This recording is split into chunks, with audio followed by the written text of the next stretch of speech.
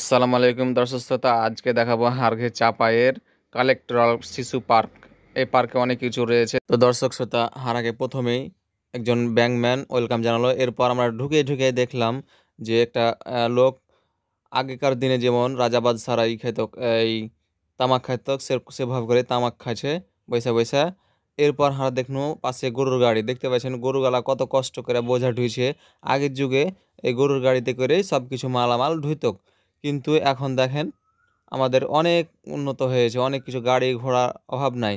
দেখেন গরুগুলা কত কষ্ট করছে, গরুগুলা মালগুলা লিয়ে যেতে পারে না, তখন একজন কামলা গাড়ির চাকা ধরে কিভাবে করে কষ্ট করে ঠেলছে, বুঝে যাচ্ছে তার কষ্ট কিরকম হচ্ছে।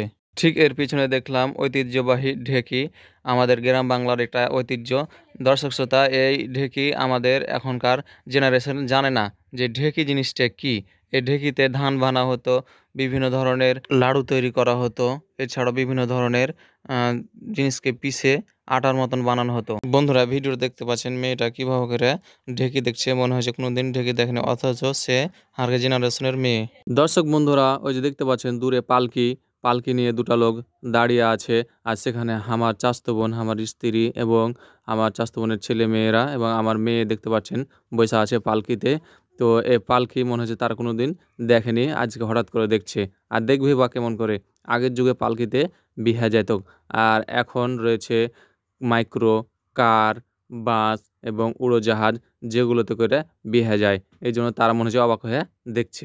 আর মেয়েকে লিয়া আমি একটা শখ করে পালকির সামনে ছবি তুলে নিনু। ওই যে দেখতে পাচ্ছেন বন্ধুরা, আমার মেয়ে ওই যে পিছলা খাওয়া রাইডারের দিকে দৌড়াচ্ছে। তার আগে দেখলেন এখানে একটা পঙ্খিরাজ ঘোড়া, যেটা পা উঁচু করে দাঁড়িয়ে আছে, দেখতে অসাধারণ লাগছে। চলুন আমরা এবার ওই পিছলা খাওয়া রাইডারের দিকে যাই। এই যে দেখতে পাচ্ছেন আমার মেয়েটা কিভাবে করে পিছলা খাইছে, সে এটা লিয়েই ব্যস্ত যতক্ষণ হারা পার্কের ভিতরে ছিনু। এরপর হার মেয়েটা একটা স্প্রিং আলা হাতির ওপর চড়া আছে, আর ওর মা হাতিটাকে দোল দিচ্ছে। দেখতে পাচ্ছেন সে অনেক খুশি, কিন্তু পার্কে আইসে অনেকদিন পর পার্কে ঘুরতে গেছি, তো তাই সে আরও অনেক খুশি। মাঝে মাঝে আপনারাও এভাবে পার্কে ঘুরতে যাবেন আপনার স্ত্রী ছেলে মেয়েদেরকে নিয়ে। আর আপনি যদি চাপাইয়ের হন তাহলে পারে এই কালেক্টরাল পার্ক, যেটা জর্জ কোর্টের পাশে, এবং আর একটি রয়েছে জ্যোৎস্নারা পার্ক, যেটা বটতলহাটের পাশে রয়েছে, আপনারা সেখানে যেতে পারেন ঘুরতে। বন্ধুরা, জ্যোৎস্নারা পার্ক সম্পর্কে আমার একটা ভিডিও দেওয়া রয়েছে আমির এগ্রো ফার্ম চ্যানেলে। এরপর দেখাবো হারঘে আমের রাজধানী চাপায়ের আম। এই দেখতে পাচ্ছেন আমার মেয়েটা আমের মাঝখানে কিভাবে বসে রয়েছে এবং হাসছে। সে প্রথমে কিন্তু ভয় পাচ্ছিল, এরপর আমরাও তার সাথে যোগ দিই। বন্ধুরা, ওই যে দেখতে পাচ্ছেন দূরে একটা ঘূর্ণন রাইডার আছে, ওখানে চাস্তো বহিনীরা যে দেখতে পাচ্ছেন রয়ে আছে, আর ওর ছেলে পিলারা এভাবে করে ঘুরছে। তো দর্শক, আমি একবার অনেক দিন আগে এই রাইডার গালাতে চড়েছিল, তখন মাথা ঘুরছিল, ওই লেগে আমি চড়ি না। আমার মেয়েটাকে দেখেন, আর মনে হচ্ছে কিছুই হয় না, সুন্দরভাবে ঘুরছে। বন্ধুরা, এই কালেক্টরাল পার্কে একটি ঝর্ণা রয়েছে, দেখতে পাচ্ছেন ঝর্ণাটি অনেক সুন্দর।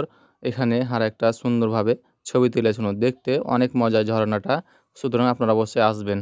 বন্ধুরা, ঝর্ণার একটু দূরে রয়েছে পার্কে টম অ্যান্ড জেরি, সেই ঐতিহাসিক।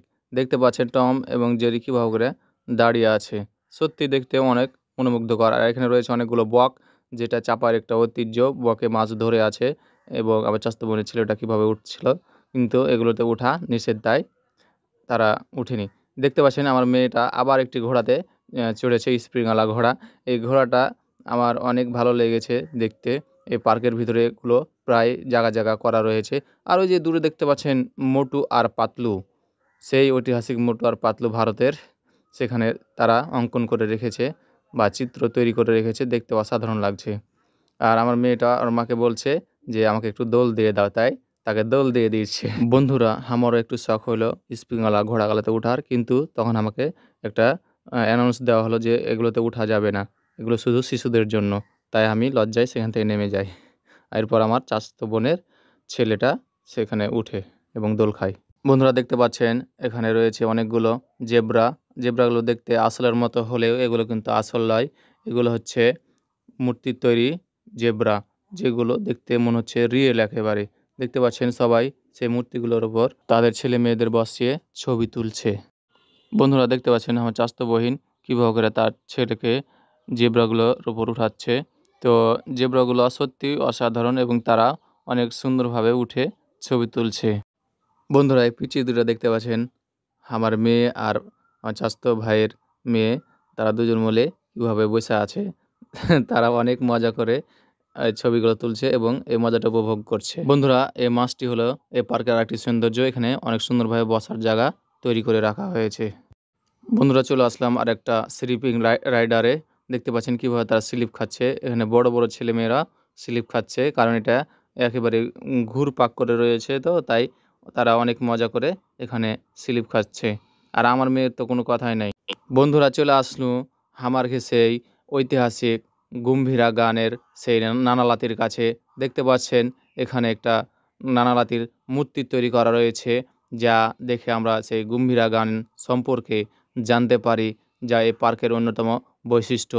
দেখতে পাচ্ছেন নানাটিকে কত সুন্দরভাবে একবারে রিয়েলের মতো করে তৈরি করা হয়েছে এবং লাতিটাকেও। বন্ধুরা পার্কের এসব দৃশ্য দেখে আমার একটা গান মনে পড়লো, সেটা হচ্ছে ও বন্ধু হারঘে বাড়ি যাইও, কালাই রুটি দিয়া লবণ মেখে মজা করে খাইও, ও বন্ধু হারঘে বাড়ি যাইও।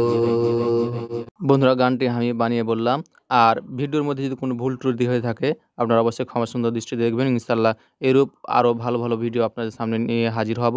তাই আমার ইউটিউব চ্যানেল আমির এগ্রো ফার্ম এবং ফেসবুক পেজ আমির এগ্রো অবশ্যই আপনারা ফলো দিয়ে রাখবেন।